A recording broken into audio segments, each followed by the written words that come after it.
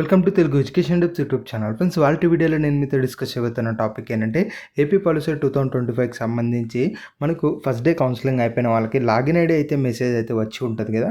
మరి మెసేజ్ వచ్చిన తర్వాత ఏం చేయాలి, డైరెక్ట్గా వెబ్ ఆప్షన్స్ ఏనా అన్నది వీడియోలో అయితే మనం క్లారిటీగా తెలుసుకుందాం. సో వీడియో అనేది ఇంట్రెస్టింగ్గా యూస్ఫుల్గా ఉంటుంది, పూర్తిగా చూడడానికి అయితే ట్రై చేయండి. ఇక టాపిక్ అయితే స్టార్ట్ చేసే ముందు నా చిన్న రిక్వెస్ట్ ఏంటంటే ఇప్పటివరకు మన Telugu education tips YouTube channel మీరు ఎవరైనా సబ్స్క్రైబ్ చేయకుండా చూస్తున్నట్టయితే మీకు యూస్ఫుల్ అయ్యే ఇలాంటి వీడియోస్ కోసం అయితే సబ్స్క్రైబ్ చేసుకోండి. ఫ్రెండ్స్, ఇక టాపిక్లోకి వచ్చేసినట్టయితే మెయిన్గా లాగిన్ ఐడీస్ అనేవి అందరికీ కూడా మెసేజ్ అయితే వచ్చి ఉంటాయి. ఎవరికైతే ఫస్ట్ డే కౌన్సిలింగ్ అయిపోయిందో ఇలా మెసేజ్ వచ్చిన తర్వాత నెక్స్ట్ మీరు చేయాల్సింది ఏంటి అంటే మనకు పాస్వర్డ్ అనేది జనరేట్ చేసుకోవాలి. గుర్తుపెట్టుకోండి, మీ దగ్గర లాగిన్ ఐడి అయితే ఉంది, బట్ దానికి ఒక పాస్వర్డ్ అనేది కావాల్సి ఉంటుంది కదా.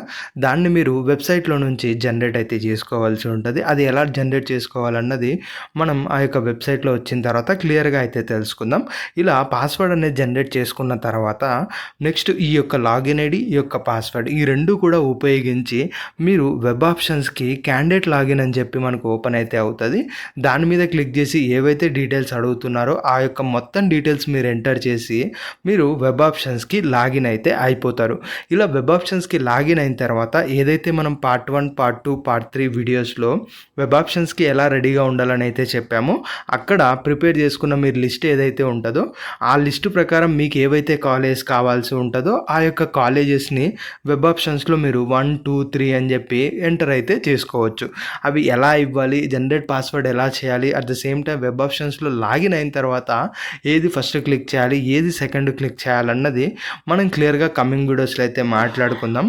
బట్ ఇలా ఏంటి అంటే నెక్స్ట్ మీకు ఎదురయ్యే ప్రాసెస్ అయితే మాత్రం జనరేట్ పాస్వర్డ్ చేసుకొని పాస్వర్డ్ జనరేట్ అయిపోయిన తర్వాత ఆ రెండింటిని ఉపయోగించి లాగిన్ అయ్యి అక్కడ మీరు వెబ్ ఆప్షన్స్ అయితే ఇవ్వాల్సి ఉంటుంది.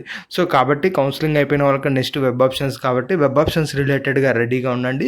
మీకు ఏవైతే కాలేజ్ కావాలో కాలేజెస్, కాలేజ్కి సంబంధించి కోడ్స్, అలానే కోర్సెస్ రిలేటెడ్గా కోడ్స్ ఇవన్నీ కూడా మీరు పెన్ను పేపర్ తీసుకొని ఒక చోట రాసి రెడీగా అయితే పెట్టుకోండి.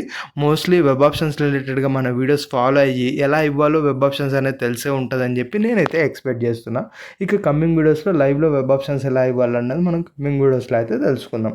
ఇది ఫ్రెండ్స్, మెయిన్గా వీడియోలో అయితే తెలుసుకున్నది. వీడియో నచ్చినట్టయితే లైక్ చేయండి. మరి ముఖ్యంగా మన తెలుగు ఎడ్యుకేషన్ టిప్స్ యూట్యూబ్ ఛానల్ని మీరు ఎవరైనా సబ్స్క్రైబ్ చేయకుండా చూస్తున్నట్టయితే మీకు యూస్ఫుల్ అయ్యే ఇలాంటి వీడియోస్ కోసం అయితే సబ్స్క్రైబ్ చేసుకోండి.